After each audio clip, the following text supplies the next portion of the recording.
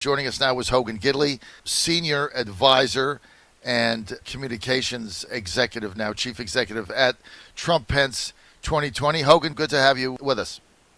It's great to be back with you, John. Thanks so much for the time.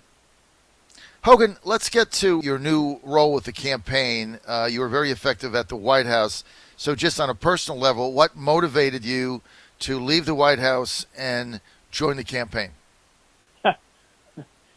2 words, Donald Trump.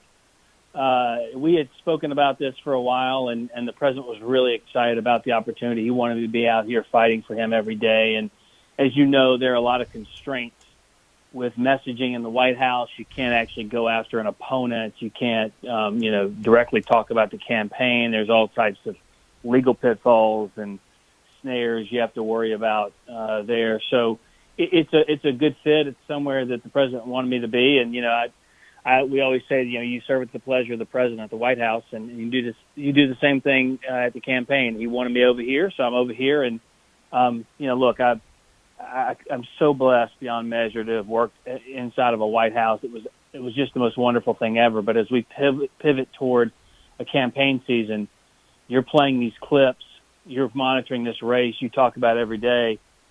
Every time we have an election, we say it's the most, important, most significant of our lifetime. This one, I think, has, a level of importance that I don't believe has been around for quite some time. This is the difference between, job security, family security, security for your American way of life with Donald Trump versus, capitulation to the Chinese. Refusal to protect the middle class with Joe Biden, with the jobs he sent overseas already. Elections are about choices, and we'll get into that, I'm sure, in this segment. But, I think the choice is pretty clear. It's Donald Trump if you want success and prosperity for your future. What you're fighting, in some ways here, a left-wing socialist revolution. I mean, you look at some of the things that are going on, the riots, the mobs, the looting, but then the proposals that are coming out of the Biden camp are, if you were to take this campaign back to Al Gore, George W. Bush 2000, it's a Democratic Party, and that was only, 2 decades ago. It's a Democratic Party you don't even know what they are, right? They want to defund police, the chaos, no cops. Go ahead. Yeah. But here's the thing. Joe Biden's an empty vessel at this point. You see him speak. It's really, really sad to watch the decline. But empty vessels have to be filled with something. And what he has been filled with and now embraced and is now pushing are those socialist agenda items from the radical left-wing, far left-wing reaches of his party with Ilhan Omar, Rashida Tlaib, Bernie Sanders, Elizabeth Warren. They're the ones telling him this is where this country needs to go, and we need to remake America. And the remaking they want to occur is going to mirror a socialist nation. And I like to say, you don't have to guess what an economy would look like under Joe Biden. We saw it for 8 years: depressed wages, 3.5 million jobs leaving American workers, going straight to the Chinese, 800,000 from his NAFTA decision. It was a disaster for the middle class. And you compare and contrast that with Donald Trump, where we had record highs in the stock market, 7 million jobs created, 500,000 in manufacturing. That's clearly a difference. But the problem is, as we get closer to November, we were hit by an unprecedented, unforeseen pandemic straight from China. And this president took bold, decisive action early on. We talked about it in the State of the Union. Nancy Pelosi ripped it to shreds. He shut down flights from China, did Donald Trump, and Europe got made fun of, said he was racist and xenophobic by Joe Biden. Then Joe Biden had to come out and say, I guess he was right. I guess Donald Trump was right. It was probably saved millions of lives. Probably true. And you don't have to guess again what the pandemic response would be under Joe Biden. We saw that under H1N1, the swine flu. They just stopped testing. 60 million Americans infected. So the choice is very clear. Donald Trump's looked out for the American people at every single turn. Joe Biden hasn't. Well, let's get to China a second, because there's questions that he's got to answer. I posed one before you came on, which is, exactly why did the Chinese government give his son Hunter $1.5 billion after a trip there to start an investment firm that he had no experience in? That's $1.5 billion they gave him. It's a simple question. Why did they do that? Here's Dianne Feinstein. Let's go, Kara. I want to get Hogan's reaction to this. Hogan Gidley with us. Cut 7. Here's Di-Fi yesterday saying that, let's take a pause here. Let's stop China bashing. China is growing into a respectable nation. Meantime, they're overrunning the South China Sea. Meantime, they're putting subs there. Meantime, they've taken this virus and unconsciously seeded it in the West. And this is Feinstein defending them. This is an incredible clip. Cut 7, Di-Fi.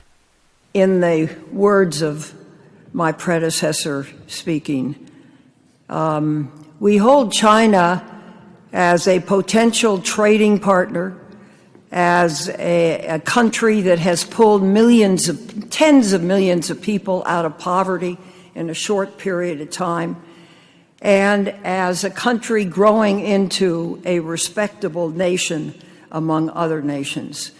And I deeply believe that. Hogan, their entire economy is based on slave labor. They've enslaved millions of people.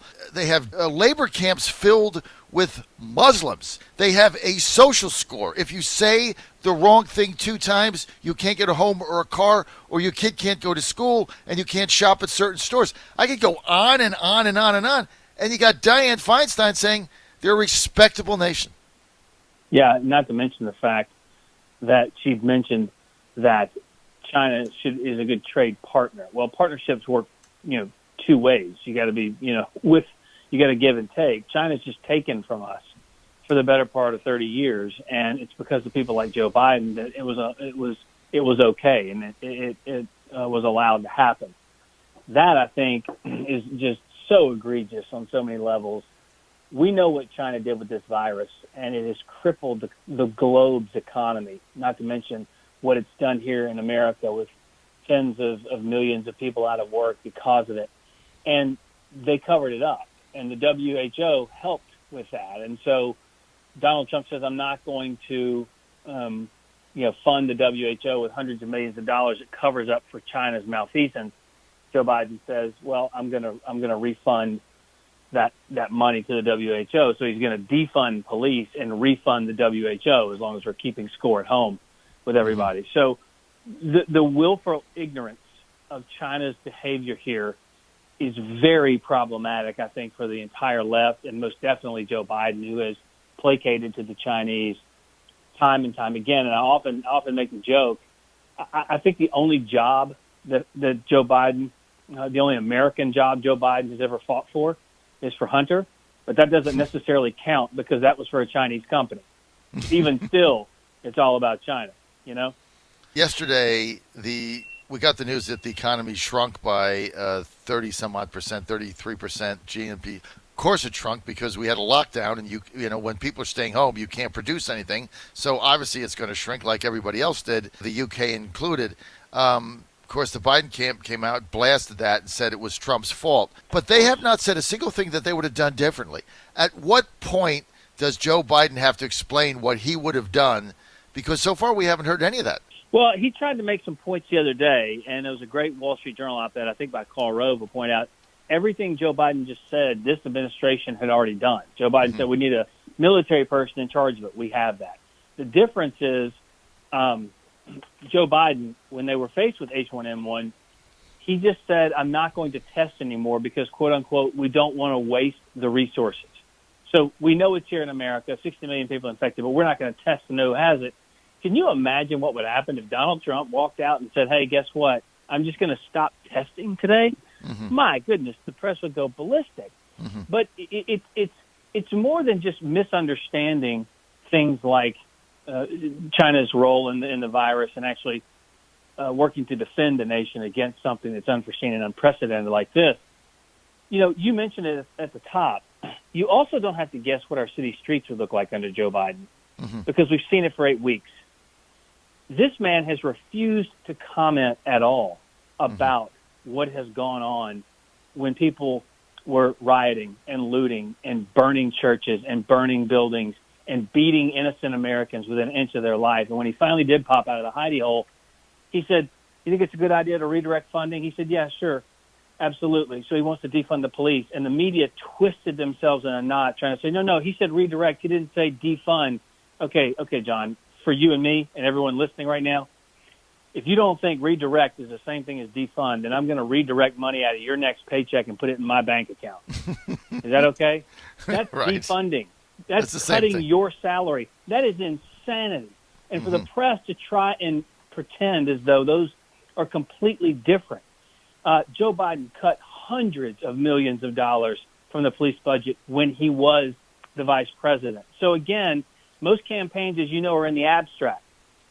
I'm going to do this. I want to do that. You don't have to guess with Joe Biden. He's already had a chance at all these things, and he's handled them horribly, not to mention the fact half of a century in political office, and he's still complaining about a lot of the same things he was complaining about 50 years ago. So either he's ineffective, right, or he can't get it done. Or he doesn't remember. Or he doesn't remember. He didn't remember exactly. That's where I was going. Absolutely. And so the fact is, this president's ready to move forward and get this nation back on track. Joe Biden wants to take us backwards. And Hillary Clinton ran on literally a $2 trillion tax increase and lost. He took one look at that number and said, $2 trillion? Hold my beer. Here's $7.5 trillion I'm going to put on the American people. So in a time of the economy trying to get back on its feet, trying to work its way back into a place of power, he's going to saddle 80% of Americans with more taxes? What are you, crazy? Well, that's what we're faced with if he wins. So we'll see how that plays out. Hogan Gidley with us, senior advisor to Trump-Pence 2020, also press secretary for the campaign. Hogan, debates. We've had 3 debates since 2000 between the candidates. The Biden campaign not saying they're not going to debate, but a lot of speculation by, people like me saying, okay, I don't think he is. How do you get Biden to agree to 3 debates? Well, I mean, look, I've heard nothing from their side that says that, it's off the table. I think we're still set for 3 debates, and we want to have those debates, obviously, to try and compare and contrast what this president's done with what Joe Biden has failed to do. But also, as well as I do, people are saying, oh, Joe Biden's not all with it. They say all these horrible things. If he gets up to that podium and says, my name is Joe Biden and I'm running for president, the media are going to make it sound like he did a flawless debate performance, that he is just the most brilliant and articulate, never gaffing, always straight to the American people politician they've ever seen in their lives. So let's not pretend as though when we do have debates, Donald Trump can go out there and clean his clock and it won't matter because the media is going to cover for Joe Biden regardless of what he does or what he says. We've seen that so far, and you better believe if it's showcased in a debate, they're going to double down on that line of defense because, of course, their own interests are at stake here. I mean, they want the chaos to reign for not just for their newscasts, but for the political interest. That's what the Democrats are doing. They're causing this chaos, and then they're blaming it on other people, but they want the chaos so they can try and blame Donald Trump and make it his fault when it's not. These are Democrat-controlled cities. They have been for almost 100 years, and in many instances, everything from the governor to the mayor to the city councils. And so I just don't think the American people are going to buy it. They're going to see right through this and say, we want safety and security in our communities, and this defund the police movement is dangerous, and it's insanity, and we're not going to stand for it. Hogan, we're out of time. Thanks for being with us. Hogan Gidley, Trump-Pence 2020 senior advisor and their press secretary. Hogan, thanks for being with us today. Absolutely, John. Talk to you later.